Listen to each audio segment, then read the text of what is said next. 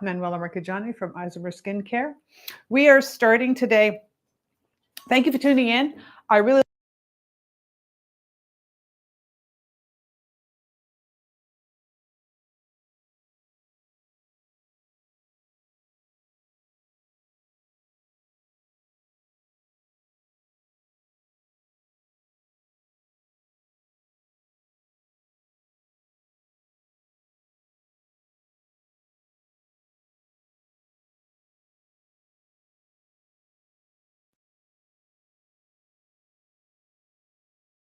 formulate. So today we're going to talk about sunburn.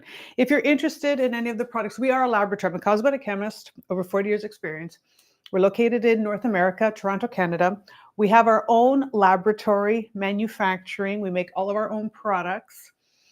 We are evidence-based, science-first skincare, and we're going to talk about sunburn today. I'm going to do a very short presentation, and I'm really going to focus on vitamin C and glutathione right now because they are very timely. And I want to talk about the importance. Okay, so the importance of taking care of your skin all the time, but really super important to take care of your skin in the summertime or when you're exposed to the sun. The sun provides warmth, it provides heat, but the sun also has rays that come out of it, UVA and UVB rays. UVA rays, we call those the aging rays. They get deep down, starts wrinkling. The UVB rays, the burning rays, that's what the ones that you see. But both of those cause damage into our skin. If you're fair skinned like I am, you have less protection. As you have darker skin with melanin, you have more protection from the sun, but it's not enough protection, right? So technically, the darker your skin, the more you can withstand or are protected from the radiation to a certain extent. You still need sunscreen, you still need aftercare, you still need clothing, you still need protection because the sun's UV rays get into the skin, into the dermis, and they break down the collagen and elastin. It could reprogram it. So sometimes you'll see sunspots, you'll see pigmentation. Other times you're going to start to see that you age faster. People that are in the sun age faster than those who are not in sun exposed, right? So your collagen changes. And then sometimes you actually complete reprogramming. That's the DNA reprogramming, and you see cancer, skin cancer. So there's like almost like 3 different kinds of breakdown that the sun causes into the skin. So this is why we wear sunscreen, we wear SPF. So we know we want a broad spectrum SPF. We want to make sure that it covers both UVA and UVB rays. So not only is it protecting you from burning, it's also protecting from other things, that DNA change, it's from aging, from all those other changes.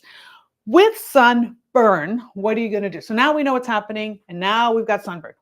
Now I want to say, what are we going to do with sunburn? How are we going to take care of our skin once our skin gets sunburned? Once your skin gets sunburned, you want to go in and you want to help your skin as much as possible. Not just the relief, but actually help with the programming.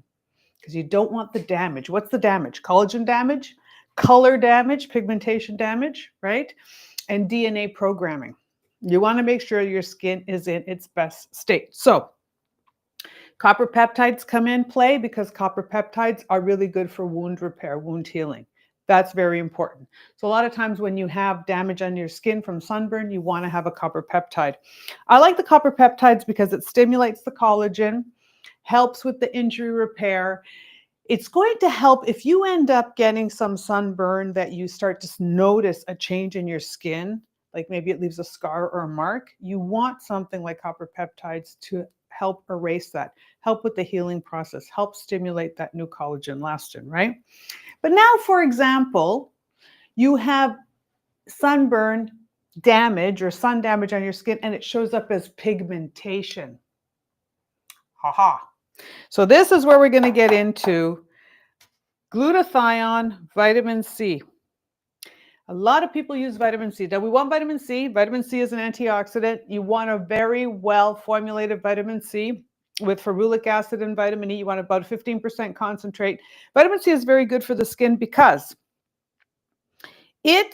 vitamin C, it's basically a nutrient that you can find in oranges and strawberries and peppers. It fights off free radicals, which are bad molecules from the sun, so it kind of eats up your skin. And it helps your skin make more collagen. This is what's going to help keep your skin bouncy. It's going to work on making your skin glow. It's going to fight the free radical damage, fade dark spots, and adds to firmness. It's also excellent under your SPF. It's going to boost your SPF. So how do you use vitamin C? You put vitamin C on, then you put your SPF on. That would be what you would do in the daytime. So vitamin C is one of the first things that people talk about and use in skincare. Vitamin C is very popular. You see there's a lot of type of vitamin C's out there. You have to get to know the type of vitamin C. You want a stabilized vitamin C. You want one that works on your skin type. If you have very sensitive skin, you have to be careful about the form of vitamin C. We have a stable form of vitamin C. We have it in the 15% concentrate, and I really like it. It's ethyl ascorbic acid. I like it. It's got more of a creamier texture. It's very, very good. And I find I don't break out with it. I can do a lot of stuff in the laboratory or at Isomers, but nothing beats your own personal experience. So when I'm putting product on and I see how it works for me day after month after year, I really am able to give more of an experience, more of a professional input. So this is why this is really important. Vitamin C is what everybody talks about with sunburn and with aging and with protecting your skin. My favorite, though, has not been vitamin C. And if you've been following me for the last 27 years on Shop HQ, you'll know that my desert island pick for my skin, and I'm, post-menopause, right, is glutathione. Right here, master antioxidant. And this is where I really want to talk about today is the glutathione. Glutathione, vitamin C is your skin's sunshine shield. Say that 5 times fast. Sunshine shield. Sunshine. Skin sunshine shield. See? They're giggling, but you can't say it. Glutathione is your skin's helper. If you have pigmentation issues, if you have dullness, if you've noticed that there's a lot of ruddiness to your skin, glutathione is a natural antioxidant of our bodies. Our bodies make glutathione. And people are going to say, oh, should I take it, orally or something? No, I don't take any of these supplements. This is not about supplementation. This is only about vitamin C topical on your skin. Natural antioxidant in our bodies. These are like, it's a cleanup crew. It catches the free radicals like a Pac-Man and trashes it. So it takes away the UV damage out of your skin. This is why I like it so much. Glutathione serum stops UV damage by neutralizing free radicals, brightens, it helps to fade dark spots and even out skin tone. I love it. Okay. And it gives the skin extra help to heal and look fresh. So this is, and it has a characteristic smell. It does. It doesn't smell great. It's just natural. That's what it smells like, but it works. It's like Buckley's mixture. This is actually something that's going to work on your skin. This is going to help neutralize. And if you use them together, it's really going to give your skin what it needs to repair itself, especially. So I've always done for the last 15, 20 years, without knowing, without looking at the research, it was just my own habit. Vitamin C in the morning, glutathione in the morning and at night. So I use glutathione serum twice a day, my vitamin C in the morning, right? What I have found and what the studies now are showing is that these two together work really well. They work so well that now companies are starting to blend them together. Even though we've been talking about glutathione for almost 20 years and using it for almost 20 years on our skin, nobody brought it into mainstream. But now they're following our research and they're trying to put it together. But I would not I would not mix them together in one formula. We keep them separate. Why? Because glutathione and this two do not work well together in one formula. Here's why. pH. You want to keep them separate. Vitamin C works better in an acidic environment. Glutathione works better in a neutral environment. So if you mix them together, you're going to change the pH, and that's not what you want to do. Stability problems. When you put them together, they break down faster. So when you see blends out there right now that are putting the vitamin C with the glutathione, Why are we keeping it separate? Because it's better separated. I like the fact that I could do my glutathione twice a day and I don't have to do my vitamin C twice a day. That's also another important thing. For best results, keeping them separate means each stays strong and helps your skin the most. So this is really important. So if you've got sunburn and the sunburn has led to pigmentation, loss of tone, I'm in my 60s. My skin looks really good for the 60s and it's nice and juicy and thick. And what I like about it is the fact that I don't have to use any lasers or any kind of treatments to work on my pigmentation. I don't have to worry about the sun damage or something that's deep down like melasma that's coming up to the surface. Why? Because I do use the glutathione. Everybody uses vitamin C, but you see people with vitamin C and they're still aging, they're still getting pigmentation, there's still a lot of ruddiness to their skin. The ones that use glutathione, their skin is nice and clean and clear and detoxified, and it looks so much better. I've seen this over the last decade. I've seen the changes in the skin. So this is why I wanted to talk to you today about putting the glutathione to work in your skin. The other thing I really, really like is in the cold serum that we have here. This is our cold process product. This has alpha arbutin.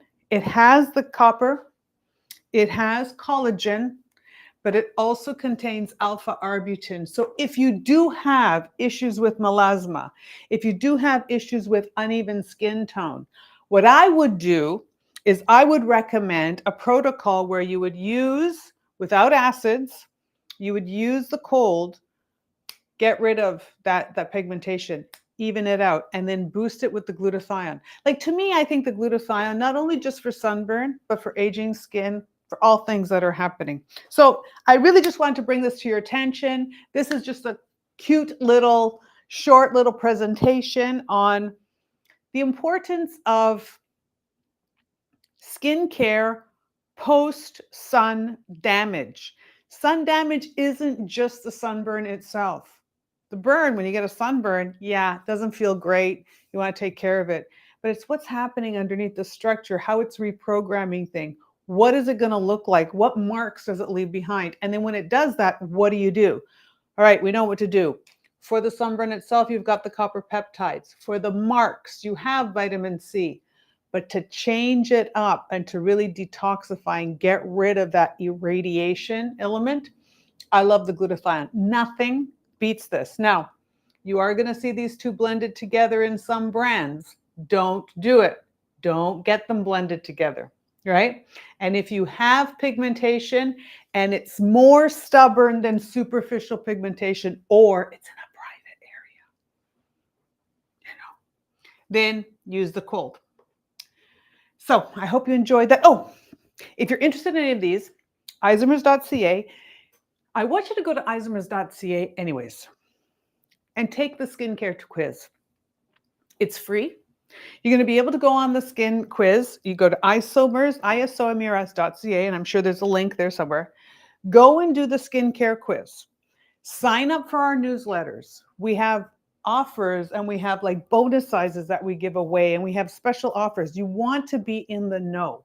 You want that information ahead of time. You want to be able to prepare. You want to be able to be like, if you could have direct access backstage to the laboratory, to the formulators, to the inventors, to the people making the product, this is what Isomers is all about. You're talking to the chemists themselves. You're talking to the inventors. You're talking to the people who spent all their time looking at skin structure and looking to improve it. Anyways, so I want you to go on to isomers.ca. I want you to sign up. I want you to join up. I want you to take the free skincare quiz.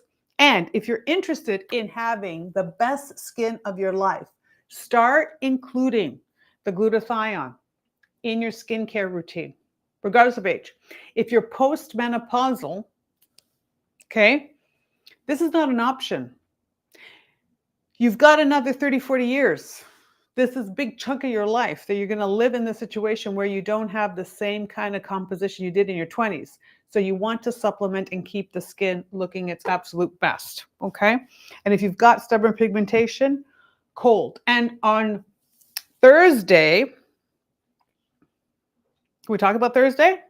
Thursday, 8 p.m. Texas, Austin, Texas, Shop LC. Keon will be doing cold live. So you got to sign up at that point to and get it live. But for 20% off, Sunburn. And I'm going to wrap up unless there's any questions. And we're going to come back in a few minutes. We're going to be live again with Darius, and we're going to do a full presentation on aging and different technologies. What do you think? What do you want to do? Do we have questions or no? We have some questions. I'm going to go check up on Darius. But if you want to give some insight on when we might be releasing a sunscreen, basically what's going on in the industry and what's kind of prohibiting this from occurring. All right, so people are asking us about a sunscreen. There are a ton of sunscreens out there on the market, especially in North America. So in North America, where we are, there's regulatory. Sunscreens are considered drugs. And so only a few ingredients. It's very, very regulated. It's very expensive to get into the sunscreen market, which means it's very expensive to formulate sunscreens because of the formula themselves are not expensive. It's the testing that's expensive. The SPF testing, lining it up. Every batch you do is $10,000 to $40,000, depending on the batch. So everything you're doing, the regulatory, FDA, Health Canada, they're there with their hands open. Pay me, pay me, pay me. Everything you do with the sunscreen. And the funny part is, it would be okay if they were really regulating this because they wanted us to formulate better and make sure that you were safe. But they don't. They're using antiquated ingredients. You're only allowed to use these ingredients from this bucket to make sunscreens in North America. So Darius and I don't like a lot of these ingredients because they cause a white cast or they are chemicals that have dubious kind of results for your body. So we prefer Asian formulas and European. I like the Italian formulas, okay? Why? Asian formulas, they're very good. They are not whitening. They look at it more as a cosmetic as opposed to a drug. The problem with Asian formulas, they're good. They're better than North American ones, but they really focus on moisturizing. They don't really focus on the UVA, UVB protection as much. They do have a, what is it, a PA+++, where they regulate things. So that's for the UVA, right? So they're good. I think they're excellent, actually, and you have to find what you like. In Europe, Europe is all about broad spectrum protection. So they're going to give you the protection. They're going to give you better modern ingredients. That means the ingredient is lighter. It's better able to protect you against UVA and UVB. So Asia does the same thing. It's just that in Asia, they kind of chintz out on the SPF. They kind of chintz out on the SPF in that sense. Not as much. I mean, I just think the European is just a little bit better. I would use either Asian or European. Anyways, so the reason why we don't have one yet is we do have European formulas that we play with and work with. We are going to be modernizing more of a European blend of SPF. Are we ready? Okay.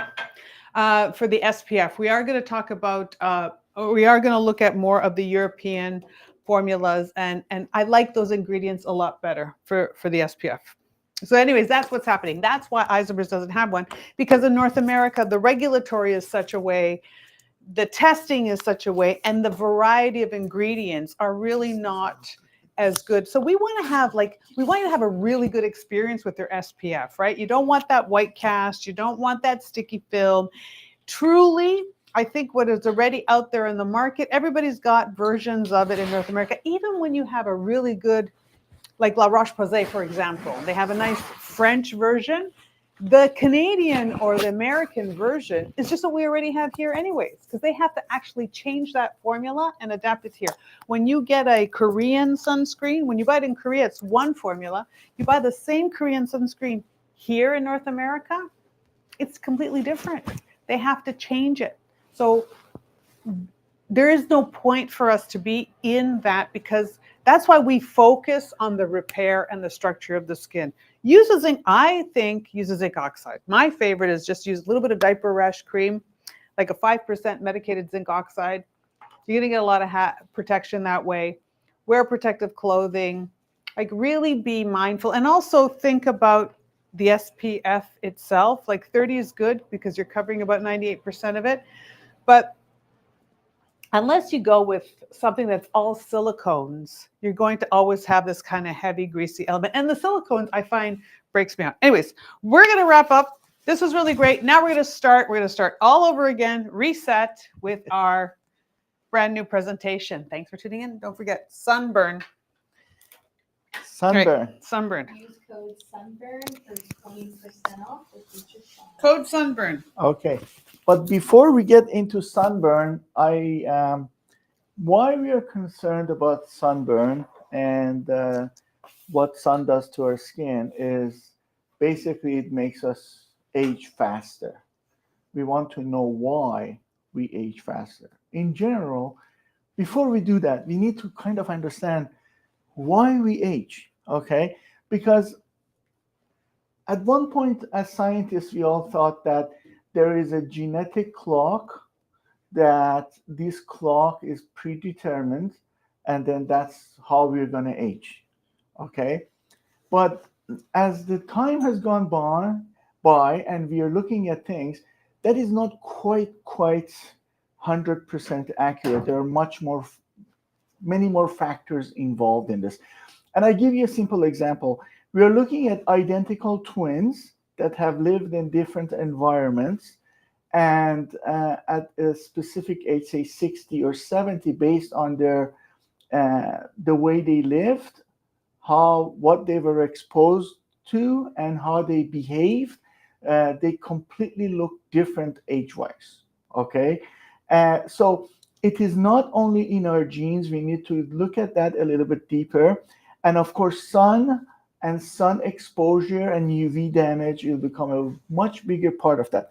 But I really want you guys, before we dig into just protecting ourselves from sun, understand a little bit more about why we age, why our skin gets dull, why our joints get tired, why we get inflammatory diseases and things like that.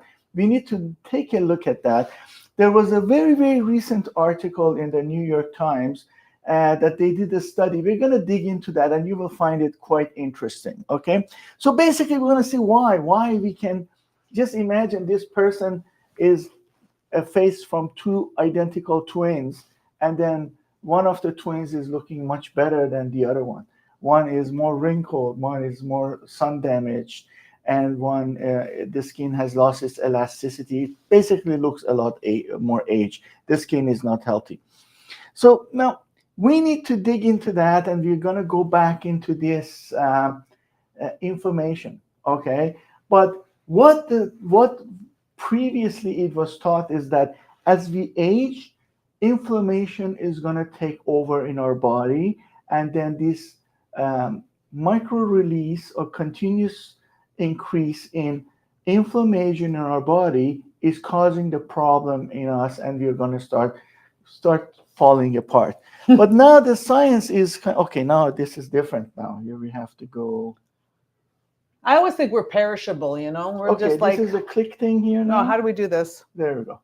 Okay. Okay, No, we got it. So look, Right. they looked at people at different parts of the world, and they looked at the inflammation markers in the people in different parts of the world. Now, you have to kind of be careful, because when we do these type of studies, it becomes very tricky. You look at people in certain parts of the world that they're living longer, but they're not living healthier. The living longer is because they have been their environment has made different type of medications available to them to fight diseases that are caused, say, by bacteria or viruses, or they have had access to hospitals that they could do heart surgeries and put stent in their hearts. So because of these additional medical support that they had, they live longer, but not necessarily they're living healthier. So when you go, we cannot mark the aging process, and it gets tricky just by how long we live. We need to look at those two people at a particular age and see what is the condition of their body, rather than how long they're living. Okay, So, when I was looking at this study, I started criticizing it in my head, and I said, but hold on a second. The average lifespan in North America is, say, for male is 80, and in these regions is like 60. But then I looked at it and said, well, hold on a second. This is because they died of a bacterial infection, or they got the lack of available medications and hygiene, or they got a cut and they couldn't disinfect it and they died of infection. So that you need to take those and separate it when you're doing this study. But what they did is that when they looked at the inflammation markers, look at this. Look at urban United States. Look at Japan. And then look when they go to places like Bolivia and rural Malaysia. So this is inflammation? Yes, this is Okay. these are like a markers, like the rate of how much inflammation we have in our system. So on average, someone in America is It's America just a like the relative highest? scale. It's just Is it the US the highest? you Right. think? Yeah? Right. It's one of the highest. Look at that. Yes. Well, Yes. Canada too, right? By Right. default, yeah. We- North we- America. We follow closely. Okay. But Japan So- too, eh? Yeah, because they believe it or not, they don't eat quite healthy. Japanese have one of the highest rate of stomach cancers because it's Yeah. the type of dried fish that they eat. That it's there's I don't know the details of it, but I know it has to do with their diet.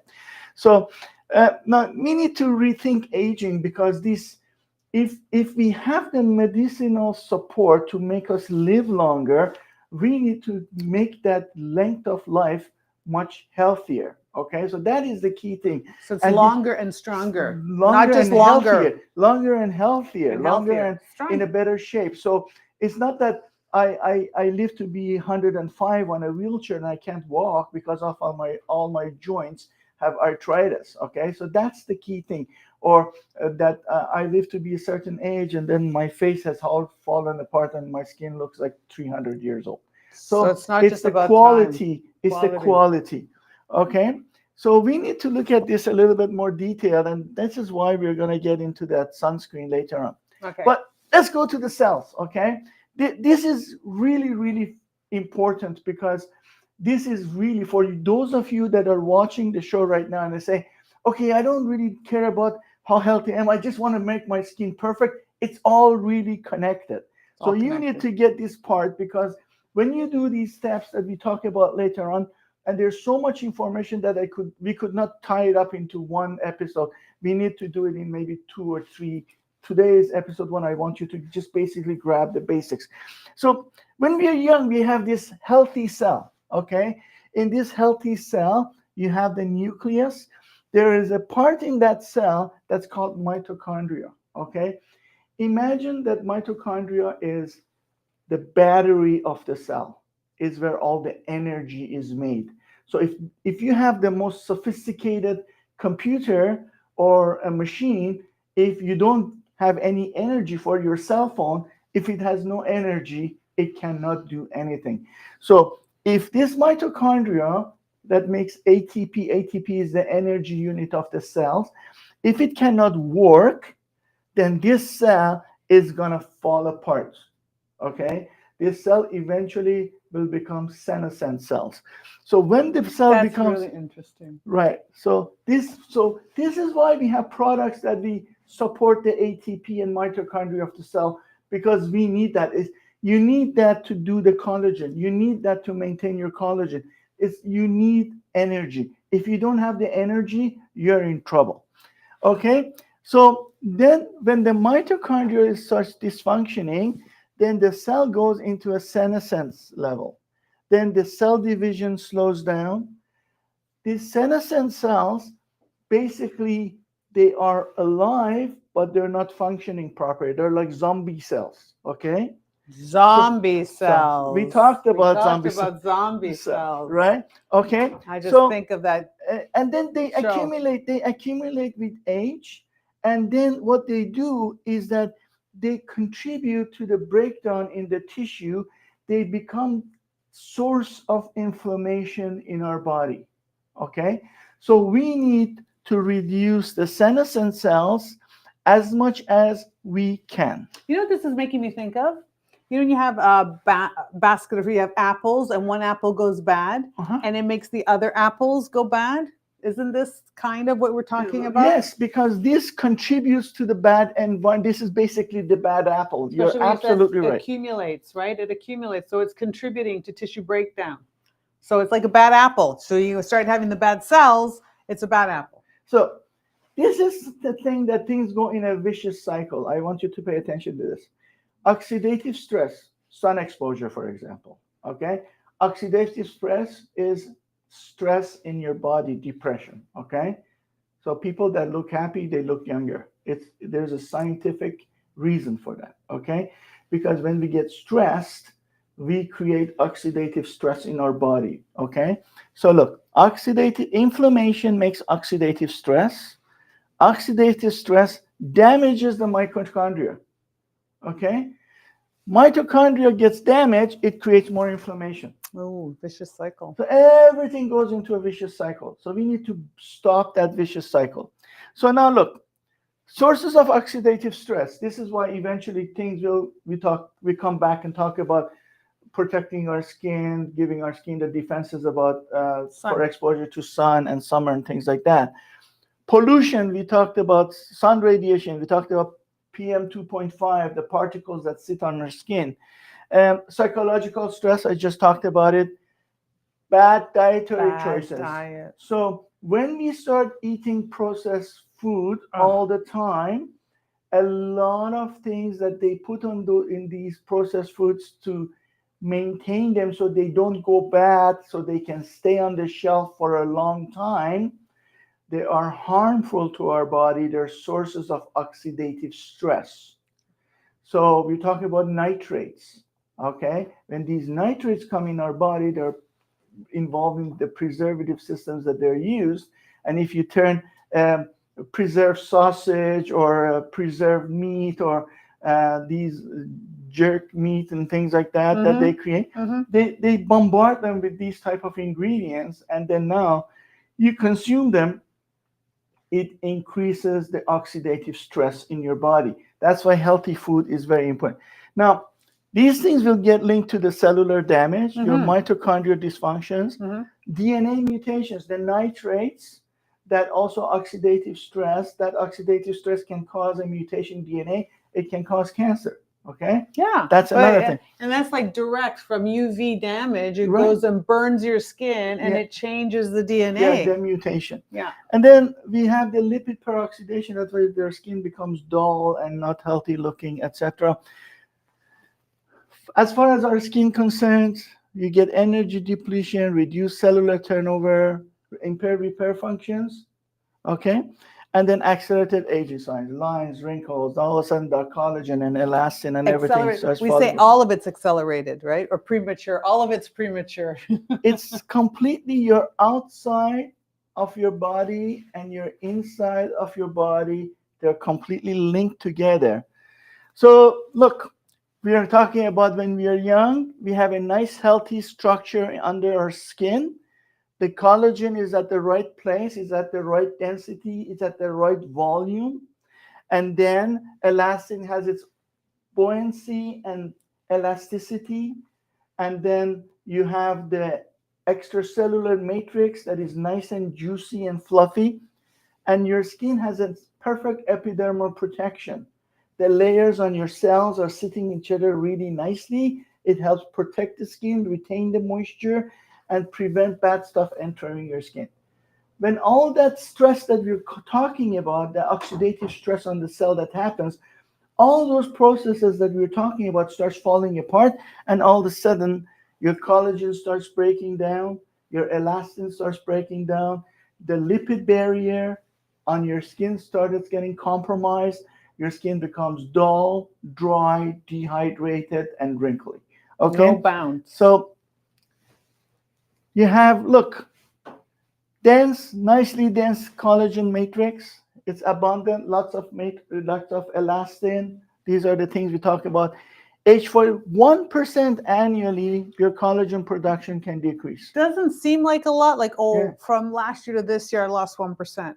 But 10 years from now, that's a lot because it's 1% compounded, right? Yes. Every year it's 1% plus whatever you already lost. It's not just losing 1%. And then now you talk about your skin falling apart and completely the wrinkles are So forming. it's, what he coming means into by place. skin falling apart is that the skin really has no, the structure holding it together kind of just gives out. So, and then, we just talked about the barrier integrity. When these cells are sitting on top of each other, it needs to be in a perfect harmony between cells rising to the top and the cells shedding. When you have the balance, your skin has the perfect protection. Now, it's like a traffic. The cars are coming into the highway and the cars are leaving the highway. The highway have a healthy balance of cars and the flow is normal. Now, imagine if you must, for having a healthy highway, have enough cars on it, right? So now, if too many cars are leaving and no cars coming in, all of a sudden the highway is empty. That highway is not protected. You know what I'm saying? It's getting naked. And if there's too many cars coming in and not enough leaving, now your skin is gonna get extra thick, scaly, and not having that radiance.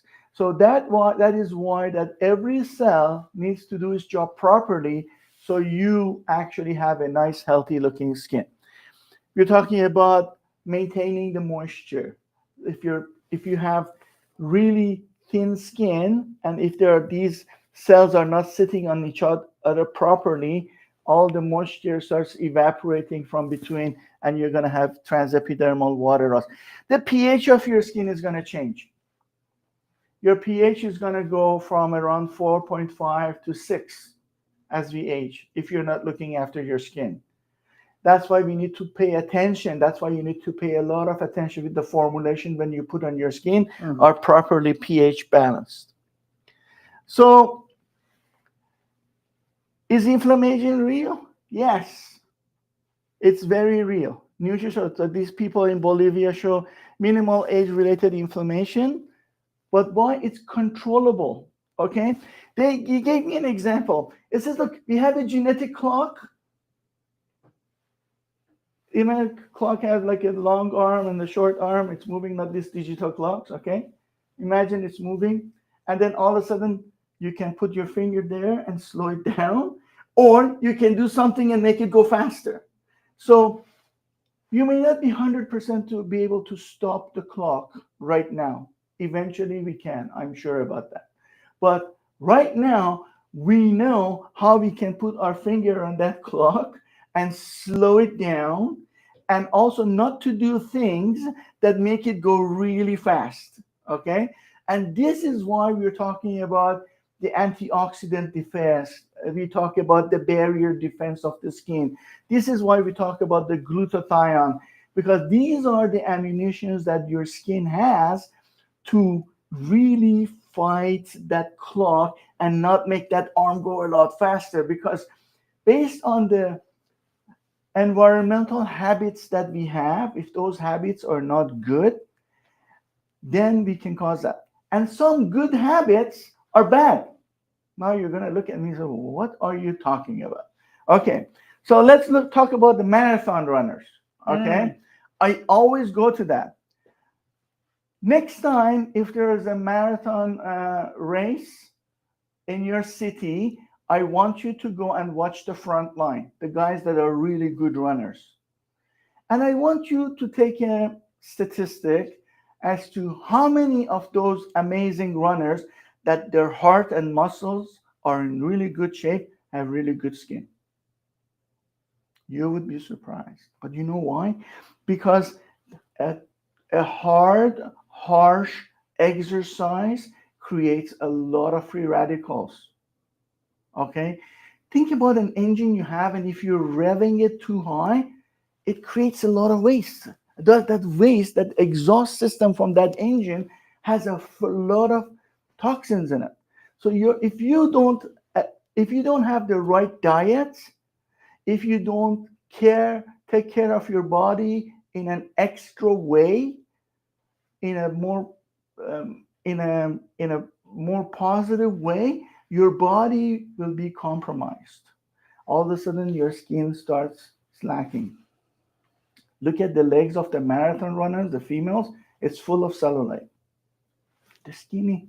But Collagen breakdown. the skin has lost its structural integrity because it's stressed and it has not been supported. Yeah. Okay. Balance. So remember, some healthy things have negative results that you need to pay attention to it, and you need to compensate for it in a healthy way. Okay. So look at these markers. Like we're talking about the Italian rural. So we're going to move to Italy. I think that's the rule. When you go move to Italy and have glutathione. When you go to the smaller parts, when you go to the more remote areas that are in the mountains, okay, that they have less pollution, they have less processed food.